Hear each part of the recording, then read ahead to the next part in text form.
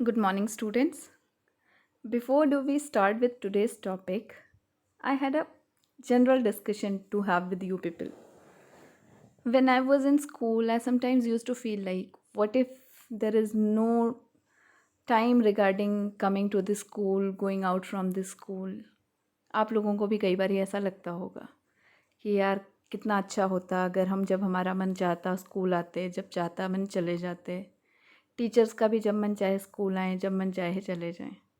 Correct? बिल्कुल लगता होगा, सभी को लगता है। बट अगर ऐसा हो जाए तो टीचर कभी भी आएगा, हो सकता है आप स्कूल में नहीं हो। आप स्कूल में आएंगे, हो सकता है टीचर स्कूल में नहीं हो। So that is why discipline is very necessary when we are there in school or any organization, when we are working or doing anything. तो बिना डिसिप्लिन के लाइफ जो है वो नहीं वर्क कर सकती है, बिकॉज जब तक हमें डिसिप्लिन में रखा जाएगा तब तक हम चीज़ों को करेंगे किस अकॉर्डिंग। और इसीलिए डिसिप्लिन जो होता है वो क्या है, बहुत ज़्यादा इम्पॉर्टेंट है, बहुत ज़्यादा एसेंशियल है हमारी सभी की लाइफ्स में। चाहे वो हमारा डेली रूटीन हो, स्कूल हो, ऑफिस हो या कोई भी ऑर्गेनाइजेशन हो। और उसी एक डिसिप्लिन से आज का हमारा टॉपिक भी स्टार्ट होगा, which is gap. That is GAAP, and it stands for general accepted accounting principles. That means वो प्रिंसिपल्स जो जनरली अकाउंटिंग में एक्सेप्ट किए जाते हैं बाय एवरी ऑर्गेनाइजेशन। वो प्रिंसिपल्स जिनको हर एक ऑर्गेनाइजेशन को एक्सेप्ट करना होता है, जिसे हर ऑर्गेनाइजेशन ने एक्सेप्ट किया हुआ है, सो दैट अकाउंटिंग जो है वो एक सिस्टमैटिक मैनर में चल सके। हर एक का जो अकाउंटिंग है वो एक ही पर्टिकुलर कॉन्सेप्ट्स के साथ चले, सो दैट आप चाहे 2 ईयर के अकाउंट्स को कंपेयर करें या फिर 2 कंपनीज़ के अकाउंट्स को कंपेयर करें, you can compare them because they do have a same unit of comparison, and hence it is essential for us to have common standards. So in today's topic, the topic that we are starting with, generally accepted accounting principles. तो कुछ ऐसे principles हैं जो generally हर company, हर organisation ने accept किए हुए हैं, जिससे हर कंपनी का अकाउंटिंग जो है वो एक सिस्टमैटिक मैनर में हो और आप कंपैरिजन ईजिली कर सकें। अब ऐसे कुछ कॉन्सेप्ट्स जो हैं उनमें है, first concept is business entity, monetary unit, time period, matching concept,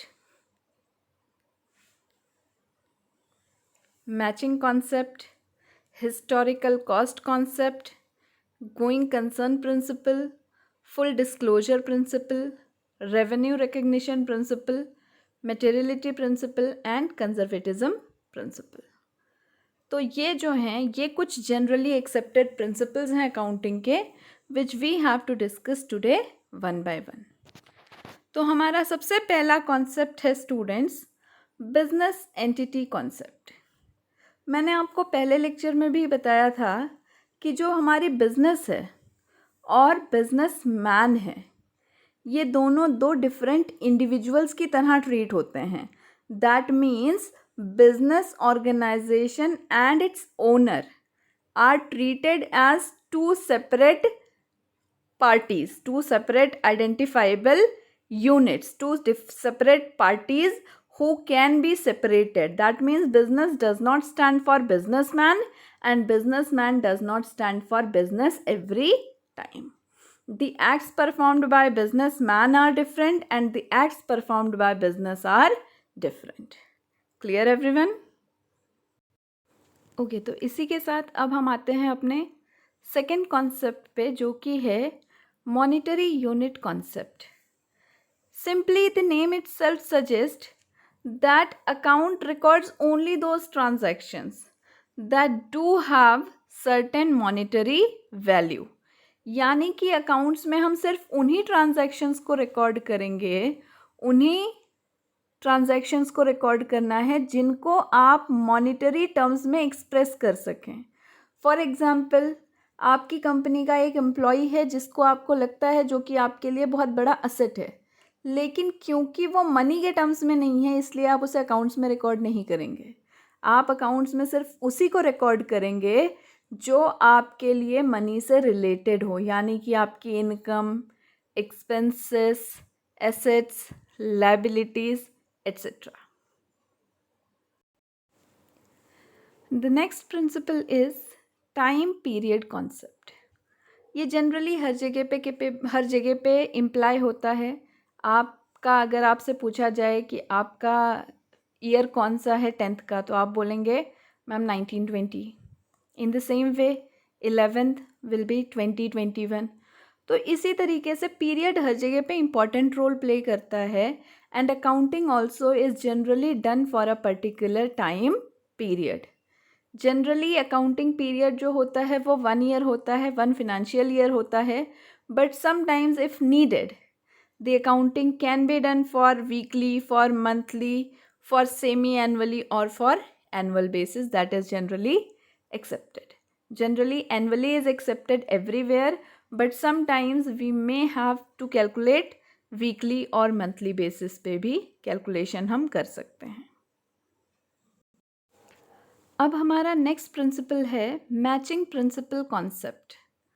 जब हम बात करते हैं मैचिंग प्रिंसिपल की, तो मैचिंग प्रिंसिपल का कॉन्सेप्ट जो है वो कहता है कि एक्सपेंसेस उतने ही पीरियड के होने चाहिए जिस पीरियड की हमारी इनकम है। तो हमें एक्सपेंसेस को सिर्फ उसी टाइम पीरियड के लिए लेना होता है जिस पीरियड के लिए हमने इनकम को कैलकुलेट किया होता है।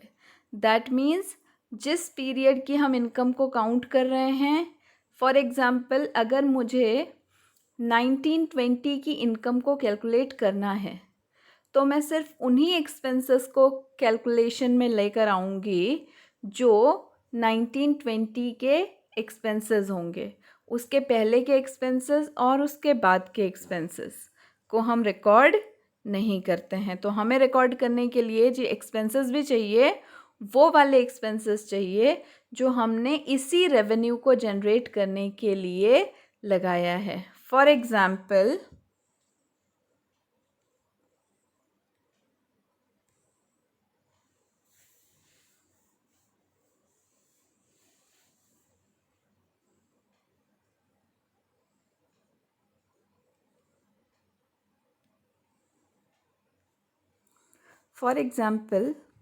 मैंने 2 लाख की इनकम जनरेट करी फॉर दिस ईयर।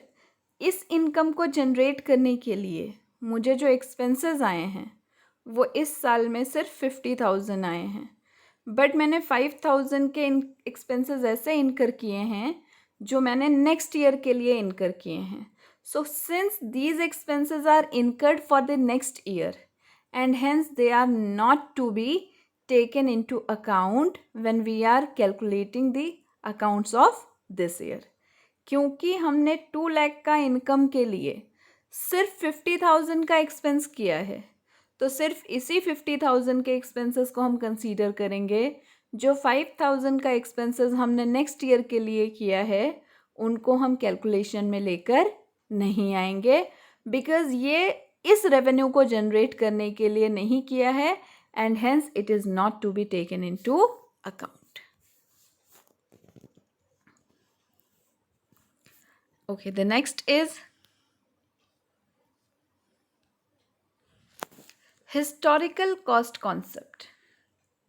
अच्छा, before moving here, one important thing I forgot, somehow गलती से हो गया, I don't know, but I have done this spelling wrong.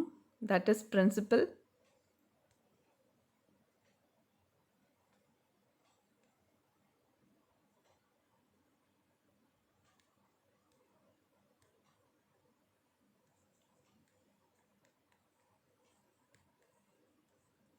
Here it should have been principle rather than principle. So, sorry. Okay.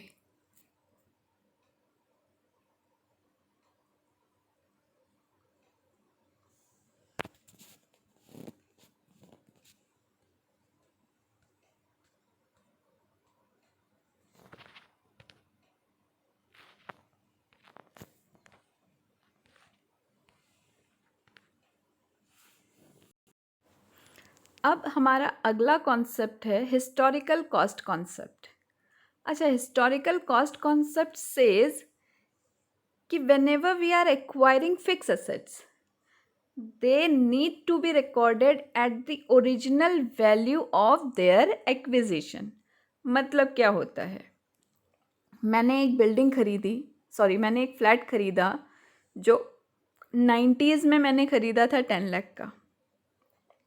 Now the value of that flat has been arrived at 50 lakh. But I am not supposed to write in my balance sheet that is 50 lakh. I am supposed to write it at 10 lakhs only. यानी कि मैं अपने asset को हमेशा उसी value पे record करूँगी जिस पे मैंने उसको एक्वायर किया था. It is specially in terms of fix assets. Generally कौन से एसेट्स के लिए एप्लीकेबल होता है? फिक्स एसेट्स के लिए. दैट मीन्स हमने फिक्स एसेट्स को जिस कॉस्ट पे एक्वायर किया है उन्हें उसी पे हमें अकाउंट्स में शो करना है. मार्केट प्राइस जो करंट है उसके अकॉर्डिंग हमें शो नहीं करना होता है. आ गई बात समझ में? Now we have our next concept that is going concern concept. Going concern concept कहता है कि अकाउंटिंग जब हम करते हैं तो हम ये सोच के करते हैं that our business will last so long. हमारा जो बिजनेस है वो बहुत लंबे टाइम तक चलेगा. हम बिजनेस को लिक्विडेट करने के मूड में नहीं हैं. That means even if our business is not performing so well, we do not have a thought in our mind that okay fine, if our business does not go well will close it off. नहीं, will always think कि हमें अपने business को लंबे time तक लेके जाना है, इसको हमेशा कंटिन्यू रखना है. तो इसको कंटिन्यू करने के लिए हमें देखना है कि हम क्या क्या कर सकते हैं बिजनेस को इम्प्रूव करने के लिए. That is business will always go on. We do not assume कि आज बिजनेस हमने शुरू किया है तो हम ज़्यादा एक्सपेंसेस नहीं पे करते हैं क्योंकि हो सकता है हम 4 दिन के बाद बिजनेस को क्लोज कर दें. No, we don't think like that. हम जब एक बिज़नेस शुरू करते हैं तो हम यही सोच के उसको शुरू करते हैं, यही सोच के स्टार्ट करते हैं कि हमें अपने बिजनेस को लंबे पीरियड तक कंटिन्यू करना है. And this concept is known as going concern concept. यानी हमारा बिजनेस एक बार चालू हो गया है तो वो लंबे पीरियड के लिए क्या होगा? सरवाइव करेगा, सक्सेस करेगा. हमारा अगला प्रिंसिपल है full disclosure principle. Full disclosure principle को हम एक और प्रिंसिपल कह सकते हैं, that is principle of utmost good faith. That is simply जब हम एक बिजनेस में हैं तो हमें मैक्सिमम इंफॉर्मेशन को डिस्क्लोज करनी चाहिए उस पार्टी को जिसके लिए हमारा बिजनेस अफेक्ट कर सकता है. यानी कि any party to whom our business may have certain value, जिसके लिए हमारे बिजनेस की कोई इन्फॉर्मेशन की कोई रिक्वायरमेंट है, उसको हमें कंप्लीट इन्फॉर्मेशन डिस्क्लोज करनी चाहिए क्योंकि हमारी वजह से उसे कभी भी कोई लॉस नहीं सफ़र करना चाहिए. तो if someone is asking the assets values, liabilities values and that person is having certain interest into our company, then we must disclose the full details to that particular relevant person. आई बात समझ में? तो full disclosure का principal कहता है कि यहाँ पे आप हर उस इंफॉर्मेशन को रिकॉर्ड करो, रिपोर्ट करो जो कि किसी के लिए यूज़फुल हो सकती है. Any information which is useful to the party must be recorded to that particular person. उसे सारी इंफॉर्मेशन आपको करेक्टली डिस्क्लोज करनी चाहिए and that is the principle of full disclosure. Okay, our next principle is materiality principle. जो materiality का principle होता है, it says that there can be certain items that may not affect the net worth, that may have very small impact on the business and hence they can be ignored while writing. कुछ ऐसी information कई बार जिनसे कोई impact नहीं होता या अगर होता भी है तो बहुत स्मॉल सा इम्पैक्ट होता है. तो उस इंफॉर्मेशन को आप रिकॉर्ड करते टाइम क्या कर सकते हो? एलिमिनेट कर सकते हो, इग्नोर कर सकते हो. फॉर एग्ज़ाम्पल, आपने स्टेशनरी आइटम्स खरीदे, तो जब आप स्टेशनरी आइटम्स खरीदते हैं तो आप यही समझ के खरीदते हैं कि ये स्टेशनरी आइटम जो है वो आपका इसी पर्टिकुलर अकाउंटिंग ईयर में क्या हो जाएगा, ख़त्म हो जाएगा. So for example, you purchase these items for an amount of ₹2000, लेकिन इसमें से 400 के आइटम्स क्या हो गए, बच गए. अब ऑब्वियसली वो आप नेक्स्ट अकाउंटिंग ईयर में यूज़ करेंगे, लेकिन आपने इसे ऑलरेडी एक एक्सपेंस के फॉर्म में क्या कर रखा है, शो कर रखा है. तो अब आपको उसे रिवर्स करने की ज़रूरत नहीं है, because this 400 is not going to give so much of impact on your accounting, and hence this small information can be ignored while writing this accounting. Clear? The next principle is principle of conservatism. So principle of conservatism says that you should always have less implication. So conservatism says that you should always take your possible future losses more, and you should always take your future possible profits as less. For example, you should always try to anticipate yourself at lower risk. आपको हमेशा safe खेलने की कोशिश करनी है, जिसके लिए आपको हमेशा अपने आप को क्या देखना है, कम रखना है. For example, the best example that I also had been doing, you also might be doing this. When I used to write my paper and return back to home, I used to count myself, I used to assess myself.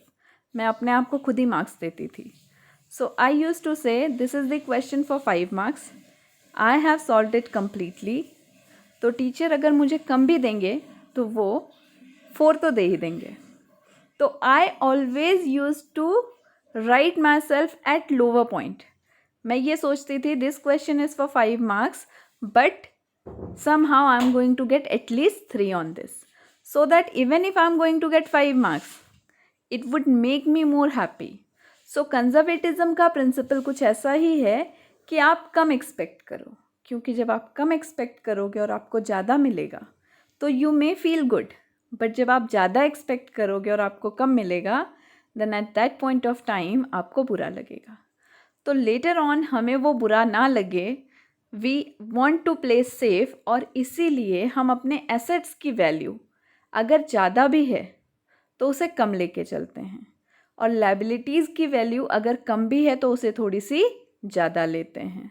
तो I can say for the assets, cost price और market price, whichever is lower.